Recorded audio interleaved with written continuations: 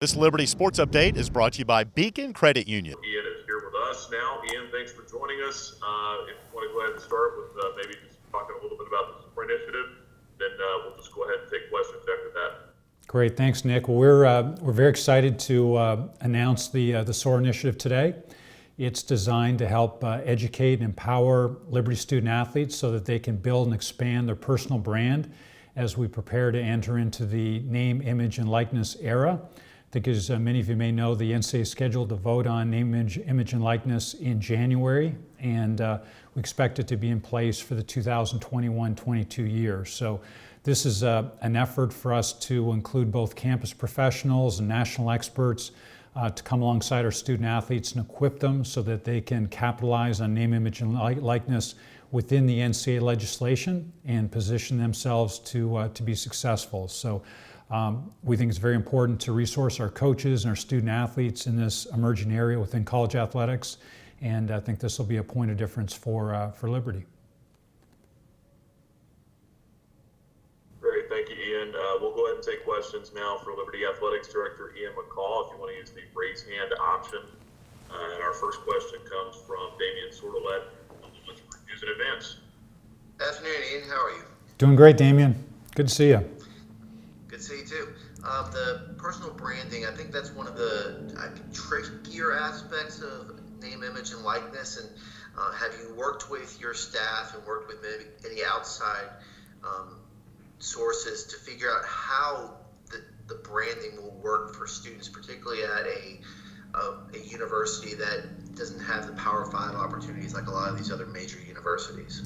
Yeah, we think a lot of it's going to be in the social media realm, and so we have done some social media training with student athletes, and we've actually been in touch with a couple of, again, national experts who we think can help us along those lines. So we'll use some local resources and on-campus resources, but we feel like we'll bring in a couple of national experts who can really help student athletes to, again, develop their platform and their personal brand at a high level, and also in a way that represents them well and sets them up for future success.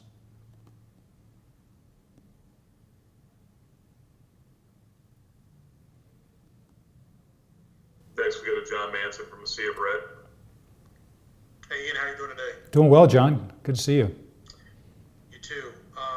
So you guys are out to a 6-0 start so far this season. What's been your thoughts early on the football season and the job that Coach Freeze and his staff has done?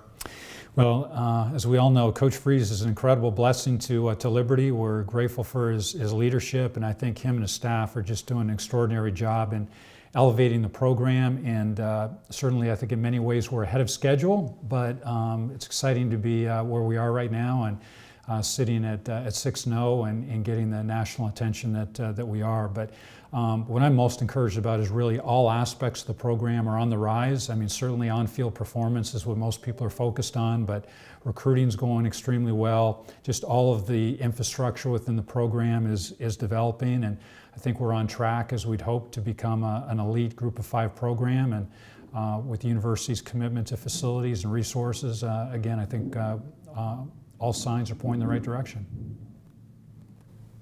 Go ahead, John. Kind of a follow-up to that, what have you heard so far about bowl situation? I know they've kind of thrown out the requirements, I guess, this year, and some bowls have said they're not going to play.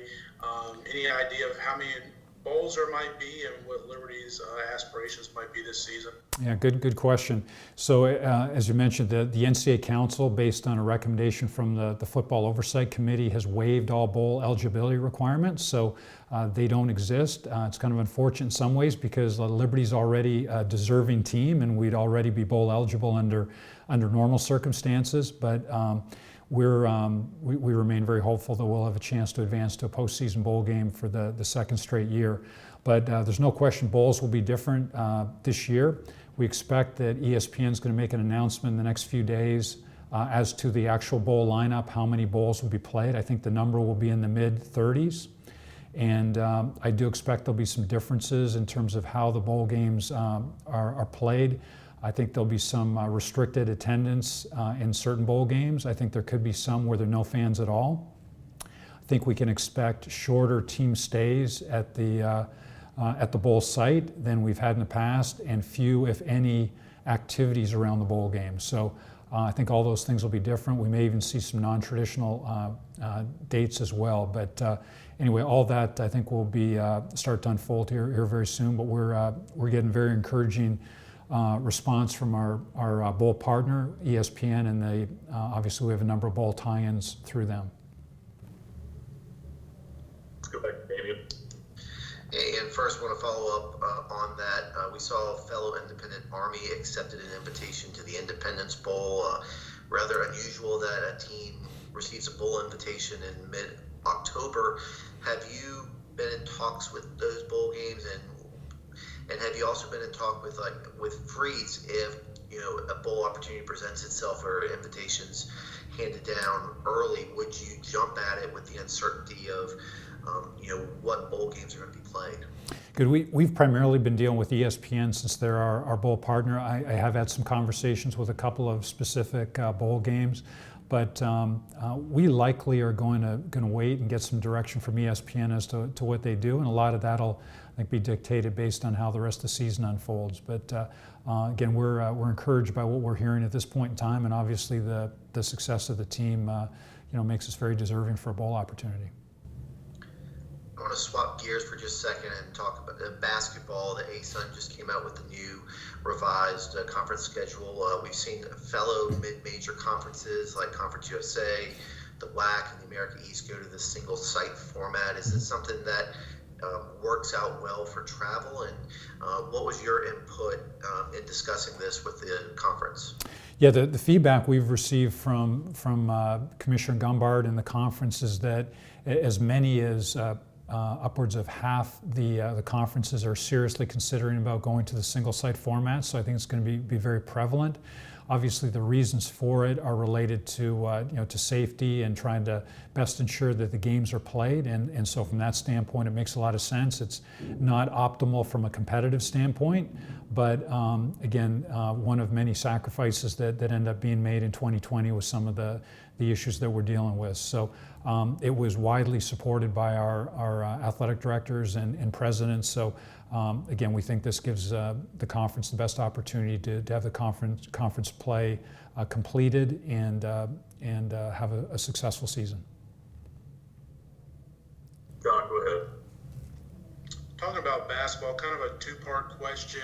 First, what's our current, under the Virginia guideline, what's our current, allotment or allowance for fans within for a basketball game? And then also, has there been any conversation from an ASUN level about, kind of trying to even that playing field? Like if Liberty has to go to Nashville and play Lipscomb and they allow full capacity, whereas, Liberty may be restricted to, 1,500 fans or whatever the case may be, to try to make it kind of standard across the board where everyone's kind of on an even playing field in terms of attendance. Yeah, John, in terms of some of the operations, those are being standardized within the conference in terms of, the setup of your team and the table crew and how the arena is set up. Those things are being standardized throughout the conference, but the attendance will really be dictated by kind of the local and state restrictions that are in place. So as it relates to Liberty Arena, we're expecting it, if things remain as they currently are, that we'll be under 1,000 in terms of capacity when we get started. And that's both based on the restrictions as well as social distancing measures as well. So I think that's where we'll start unless there's a change within the next month or so. But on that topic, the arena is nearing completion, and we will have a dedication of the facility on November 23rd. I think it's scheduled for 1 o'clock. At this point in time, we're expecting our teams to be able to begin practice about November 9th or 10th on the court. And then the first women's game at this point is scheduled on December 1st, the first men's game December 3rd, although I will tell you non-conference scheduling is somewhat fluid. So that's at least our plan right now, but I've had a chance to go through the facility. It is absolutely spectacular. I think our fans are just going to love the state-of-the-art video board and ribbon boards. The lighting and sound system are incredible, and it'll really, again, provide a great home court advantage for our basketball and volleyball programs. It's good, Damien. Ian, I got two questions. I'll ask them separately. First, I think you said Liberty Arena initially was supposed to be ready by around this time, if not earlier in October. With the way the volleyball season got pushed back and with basketball season get pushed back, did it allow you guys to take a little bit more time getting this completed with the COVID restrictions in place? Yeah, it's a good point. I think originally we were hoping to be able to play a volleyball game in October, and I think again just the project's probably just taking a little bit longer. And when we move in, we want everything to be completely ready to go. So again, I know these teams will be really excited about getting in within the next 2 weeks. And regarding non-conference scheduling for men's basketball, I've seen some very colorful language on social media describing what it's been like to schedule non-conference games. How is that going from a men's perspective when you consider you lost Vanderbilt, Notre Dame, East Carolina, lost the Legends Classic, and now I don't know if Cancun Challenge was part of that Orlando bubble that ESPN was promoting. And what can you say about where scheduling look like now for men's basketball? Well, I was highly stressed when we went from 12 football games to 8 and trying to build that back, because you're normally doing football scheduling 6 to 8 years in advance. Instead, we were doing it kind of day to day, week to week. And I think men's basketball scheduling has been that challenging on steroids. I mean, it's just been very, very fluid, and Coach McCaw, of course, has great relationships throughout the basketball community, is doing a wonderful job. It continues to change and evolve, and so I can't tell you exactly where we're going to land at this point, but our coaching staff's done a great job, and I think they have a good structure in place for non-conference if things hold as they are right now. I want to throw in a follow-up. I believe the Oversight Committee allowed for a second MTE to be played by teams this year to help with games. Is that something that Liberty's considering, going to a second MTE just to try to get some non-conference games? I think it'd be unlikely that we would do 2 MTs at this point.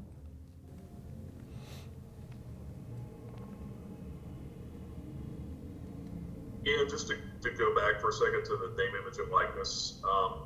We talk about the student athlete experience and how that is for everyone. I mean, how can this benefit all student athletes, not just the ones that are potentially going to go professionally or whatnot in their sport? I mean, how is this beneficial for everyone? Just life development. Yeah, really, I think the big differentiation in this is, what we're allowed to do as an institution is we can educate our student athletes. We can't facilitate these name, image, and likeness arrangements based on what I'm understanding of the rules. So it's really an educational program, and I think if we speak to our student athletes about how to properly brand themselves in the social media realm, and I think that will really help them. Unfortunately, I think many students and student athletes around the country maybe post some unfortunate information on their social media accounts, and that doesn't serve them well as they're going into their future, whether it's looking for jobs or trying to establish positive relationships. So we think we can really do add a great service and add value to our student athletes by helping them really be thoughtful about how they build their brand, how they establish themselves in social media, and how they present themselves as they consider some of these name, image, likeness opportunities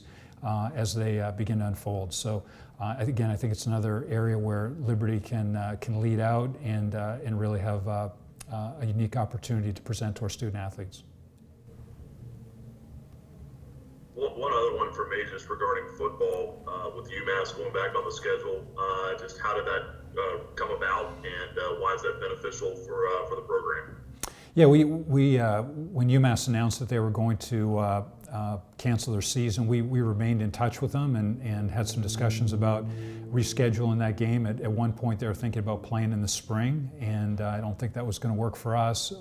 But anyway, we just remained in contact. I have a good relationship with Ryan Banford, their AD, and at one point it seemed like they were at least considering bringing football back in the fall, and then eventually they did and indicated they wanted an abbreviated season, and so we were excited to be able to create that game on Black Friday, and I think it'll be a great final home game. That will be senior day for us, and we're looking forward to celebrating our seniors and playing on that weekend.